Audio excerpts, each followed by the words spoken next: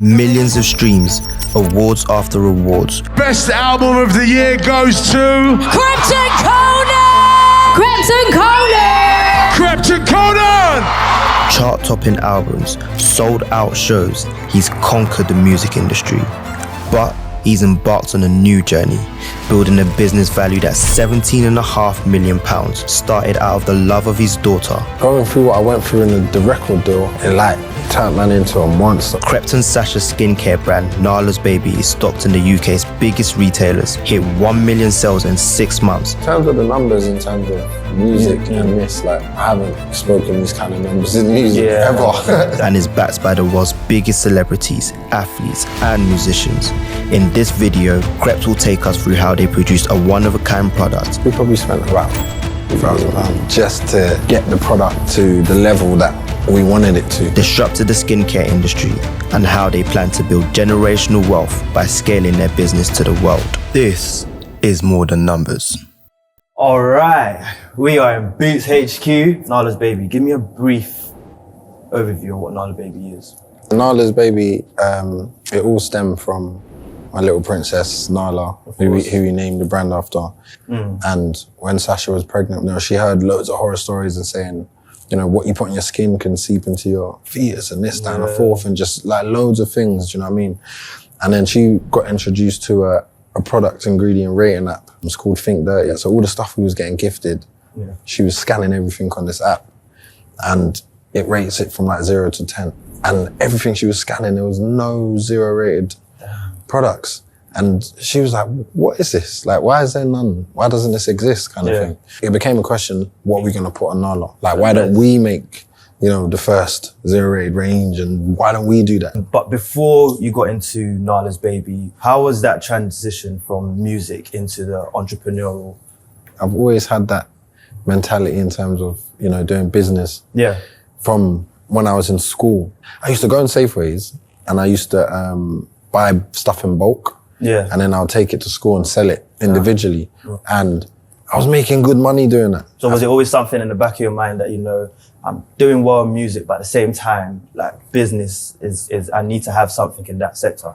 I enjoy doing business, I proper actually enjoy it. Yeah, just the feeling of taking something and building a brand or building something. You've dabbled in the food industry as well. You and Conan had Krept and Cones. Talk to me about how that transition has helped you going into Nala's Baby. Everything I learned from that, I took, and I was able to utilize it for when it was time to do Nala's Baby. How to run a business in terms of operating it, in terms of staff, and in terms of hiring, in terms of, how to deal with staff, to deal with people. What was the stepping stone in turning Nala's Baby into an actual product? For us, firstly, it was the branding. What do we want this to look like? Imagine it on the shelf, imagine it just as a brand. Yeah. How do you want this to look? And I think getting the brand and just designing the brand and the bottles was the first thing. And then after that, it was just finding the perfect manufacturer and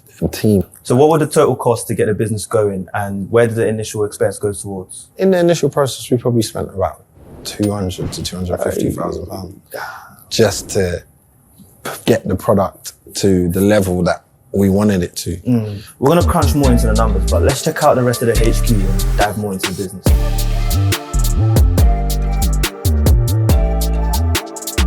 Raising investments for Nala's Baby. Talk to me about the process of raising your first £1 million. Well, all my friends believed in me, Holmes and that, everyone, they believed in it straight away as soon as told them the vision. So how many rounds was it? We've done 2 rounds. We done 1.5 each round. Okay. To raise that first 1.5, it probably took 2 weeks. Everyone was just straight away. Do you know what I'm saying? I didn't really have to do a lot of back and forth with everyone. Everyone kind of just got it. And this is before they've even seen physical products. It's just idea. We got it to a point where it was, everything was done, the testing, everything was paid for, passed, this, that. Okay. You know what I'm saying? Conversation with Boots, all was done. Yeah, you've got athletes, footballers, fellow musicians behind your back. Who were some of the people who were believing in Nala's Baby from the jump? From the jump, I'll say the first people that invested was obviously Conan was the first. Anthony Joshua, he believed in it as well. He's got a child himself. Yeah. So he got it straight away. Jack O'Connell, he plays for Sheffield. Yeah, the second round, when I approached everyone, it was like more people understood it, got it, it was out. Jadon Sancho jumped on board. Yeah. Anthony Joshua done the second round of investment again. Young Philly jumped on board. K-Trap jumped on board. Posty from GRM jumped on board. Nath Smalls jumped on board. Sincere jumped on board. Jordan Dunn jumped on board.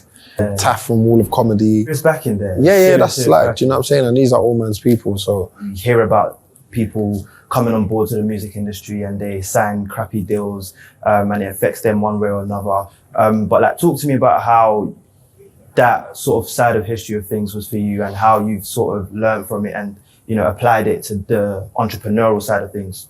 Going through what I went through in the record deal, it like turned man into a monster when it comes to deals. Do you know what I'm saying? Like everything. Like I'm just like, no. Yes, that's cool, maybe. And it's just about negotiating and using leverage. You know, when you're first coming in the music thing, you don't really have that, do you know what I'm saying? But after learning what a bad deal is, that will turn you into knowing what a good deal should be. Yeah, sounds like you got a crazy backing behind you. People proper believe in the product. Speaking of the product itself, let's go check out more of Nala's Baby's range. Let's go.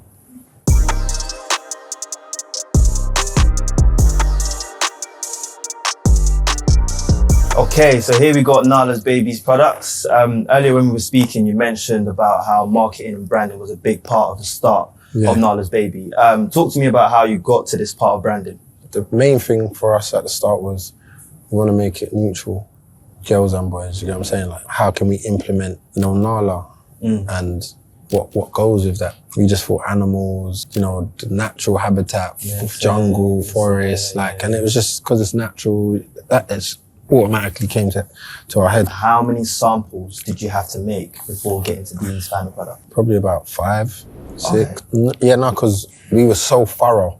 Yeah. From the get-go. From the get-go in terms of what we wanted. When it got it to us the first time round, it was nearly there, do you know what I'm saying? But then there was still some ingredients. Like I didn't want no harmful ingredients in there. So even one little ingredient, I was like, could be better. We're in product development mode at the minute. Okay. Want to bring out a bedtime range. There's more to come. Hair range. And, man. Like. So how important was it to make sure these products are 99% natural derived?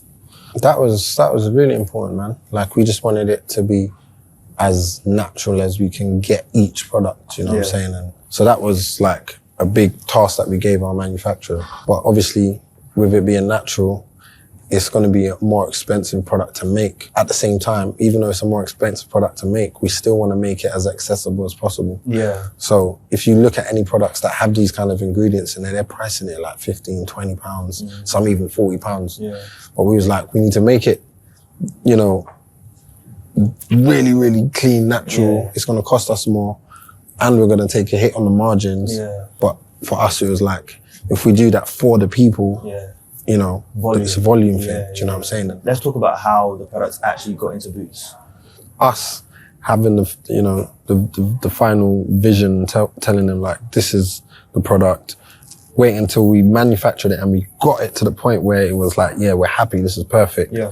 And saying there's a clear gap in the market for something like this, something this clean.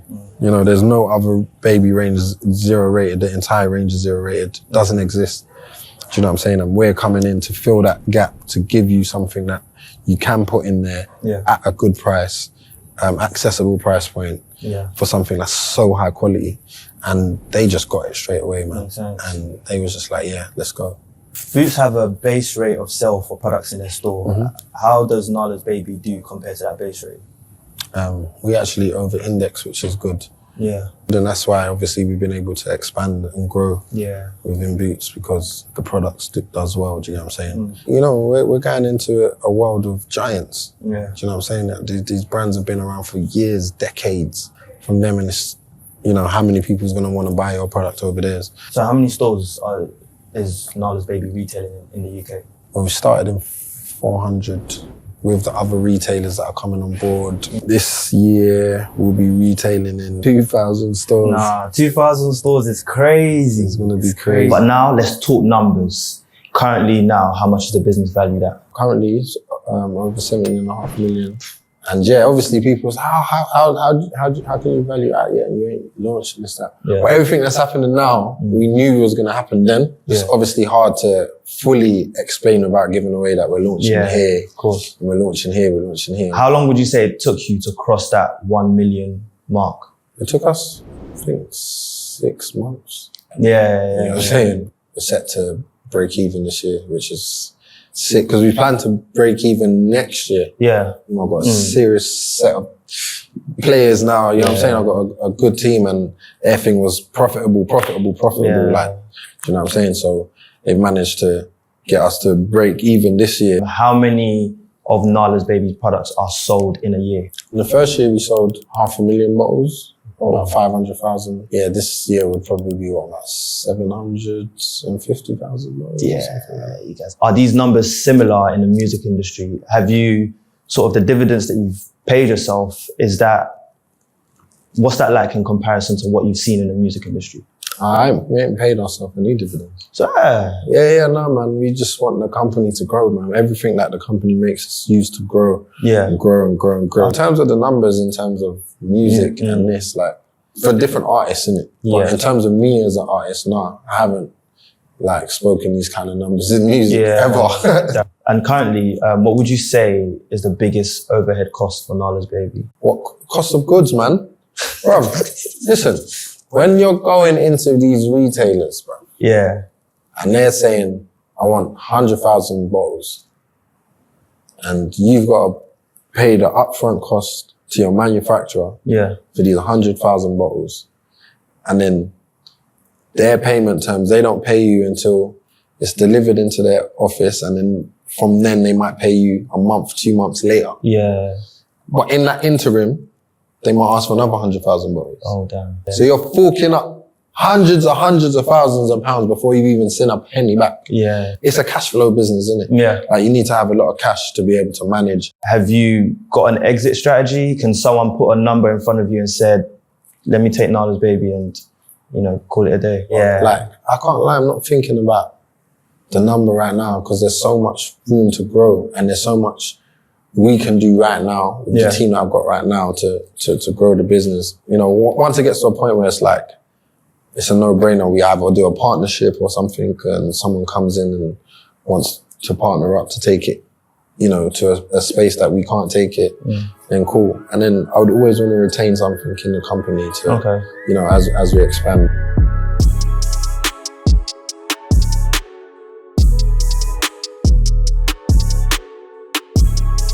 Let's talk about marketing. Yeah. Obviously, you and Sasha have a crazy social media following, but those social media following doesn't always translate into sales.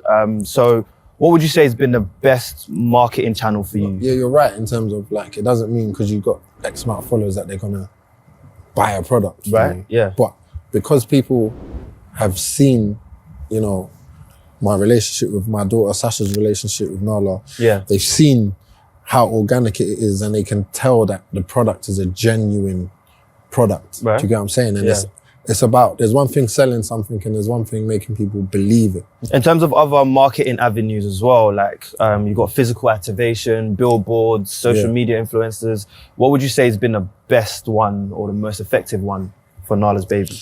I don't think it's been one thing specifically. Yeah. I think it was a load of things, do you know what I mean? I think coming from the music background and having to market something and market a song from nothing to getting millions of people to hear a song, it was taking all of that stuff that I learned from that and implementing it in this, do you know what I'm saying? So I had ads on radio, I had, billboards, I had a TV ad go on Love Island. I think, this was actually one of the best ones that we did because it was like our highest drive to our website. The concept of the adverts that we did was the babies have adult voices, celebrity voices. Oh, I think I remember that. Do you get what I'm saying? Yeah. So we had two versions. So there was one that had loads of people. It had Conan Chunks, it had Philly, H. You know what I'm saying? All the man was in the Heady one. All the man was in that one. Yeah. And then I had another version from a moment that happened in Love Island where Chris Hughes, he says, anyone want me to rap to lift the mood a little bit? That went viral, innit? Yeah. I recreated that and got Chris to do it again for me. And where all the babies were crying. Yeah. And when all the babies are crying, one of the babies says, does anyone want some Nala's Baby to lift the mood a little bit? Okay. So I recreated that and then I put it on Love You Island. capitalized. Yes, we got a lot of PR from it in terms of like press picking it up and just like, what's this about? Yeah. And picking up on it and writing about it and, Yeah. and putting it out there. Do you get what I'm saying? We had social media influencers, parents using it, getting testimonials. The best bit of marketing is the marketing you can't pay for, which is the testimonials. Yeah. And parents using it and saying, look what it's doing to my kids and how much they love the product and the reviews and Trustpilot and all of this stuff. You can't pay for this. Yeah. And that's the most important side, because you can do all the marketing you want. If the product's not good, it's not good. But because everybody loves the product and it's helped so many parents and so many families, I think that has definitely been our biggest tool. And it came to marketing for this. Obviously, we've heard a lot of good things about Nala's Baby. It's not always rosy. Like, talk to me about some of the challenges you faced. Basically, the products are meant to be sent off somewhere to be destroyed. Yeah. So it's the person that was meant to destroy them has tried to go and sell them.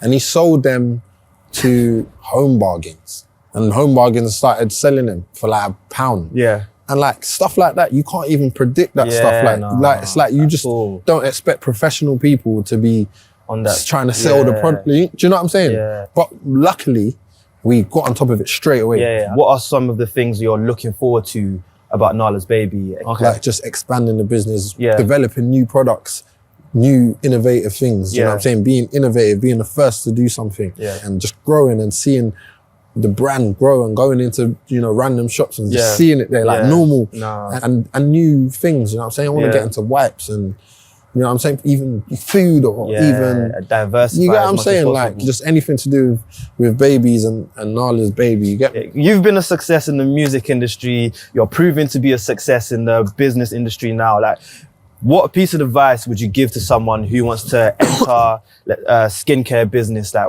what's the first piece of advice you'd give them? Put the product first. Yeah. Like, forget marketing, this, that, and the thing. Focus on making the best product first. Yeah. Because that is what's going to carry your business. Yeah. Because I could do everything that I'm doing, talk about it, shout about it from the rooftops. If my product wasn't good, it means nothing. Yeah. If you have a good product and you don't have a lot of money to market, because your product's good, that is marketing. If someone talks about it, tell someone else. You know what I'm saying? Yeah. Yeah, man. Nah, Krept, I can't lie, it's been an amazing day we spent with you today. Nala's Baby is going to places. Bro, like, thank you for taking us along to Boots HQ. We've heard a lot about Nala's Baby. Appreciate it today, bro. Thank you, brother. Every time. There you have it, guys. This has been Nala's Baby, and that's been More Than Numbers.